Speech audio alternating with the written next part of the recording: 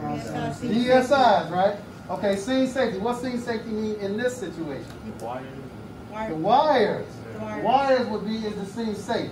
What else? It crashed that car. You might see a fluid leaking on the ground or something. That could be a hazard for you, right? You're going to be standing there helping somebody, and all the gasoline that's leaking from underneath the bottom rolls up underneath your feet because you're not paying attention.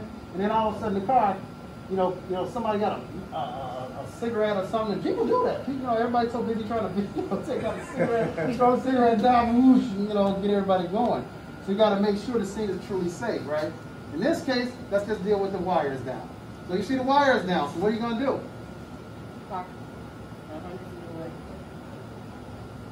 They're in the car. They rocking back and forth and they need some help. What you going to do? So I see you got your scene safety. Yeah, I like your scene safety.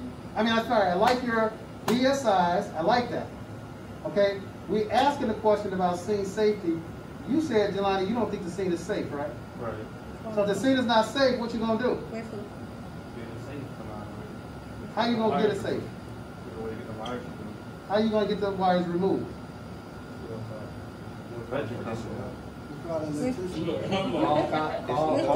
You said call for additional help. Additional help. Talk to me like I'm free. What is additional help? You call for another ambulance? Call for like hazmat or something? You gonna call for hazmat? Or ambulance company. You gonna call another ambulance? Listen, don't worry about it. I'm beating you up now, but you just hanging it with me, all right? Hanging it with me. So think about what's going on. The wires are down. Who deals with wires? Electricians. And what's the name of that company in Chicago? Commonwealth Edison. Y'all see what I'm saying? Now this is common sense, guys. This ain't no rocket science, right? So you need outside Edison. You need Commonwealth Edison here because you see wires down on the street, right? Yep. So you don't call Commonwealth Edison and say, hey, I'm EMT Pinkston. I need you to send a truck out here to move these wires. It's not what you do, right? So you're probably going to call where?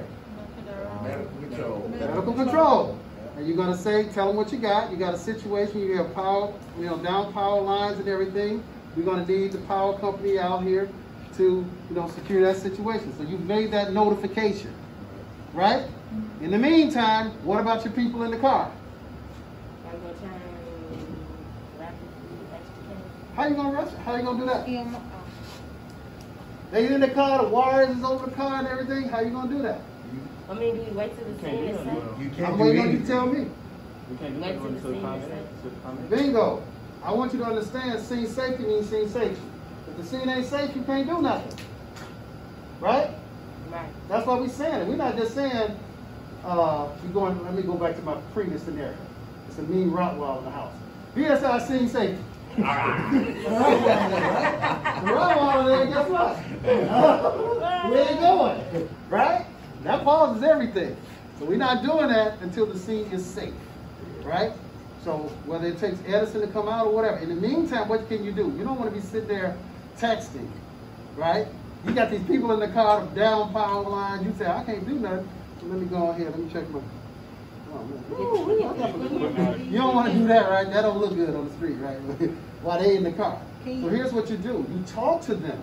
Okay. You make conversation with them and say, hey, From afar? Yeah, from a safe distance. You can see if you can get around the car from a safe distance, and you may come and see if you can establish communication. Okay. Because what are you trying to do right here in assessment? Remember, we were trying to determine some things. We're trying to get a general impression about what's going on with them. So from where you are, you see you got two people. You see the person driving, he's rocking back and forth and moaning. What is the person doing in the passenger seat? And guess what he might be trying to do? He might be trying to open the door and be like, oh, I can get out, open the door. And he may need you to say, no, don't move. Stay there, right, because the wires are down. All right? So I just want you all to understand is as we saying these words, I don't want them to just be words we're saying. I want this to actually mean something to you. All right? So let's get past and let's maybe simplify the scenario. You don't have no power lines. You just got a car that just crashed into a pole with no power lines. All right? So you got your BSIs on, you determine the scene is safe. Now what's next? The scene is safe.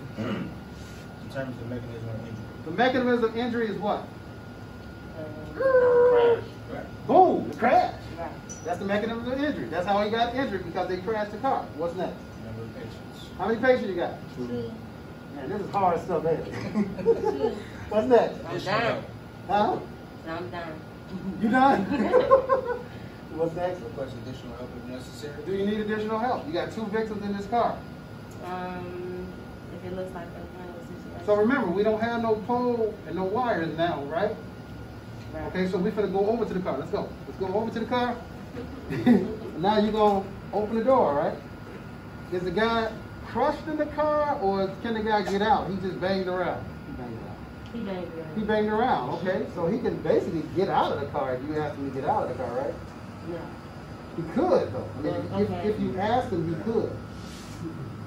If you asked him, he could. I'm telling you, he could. The car's not mangled to a way where he can't get out of the Well, car. yes, you can get out the car.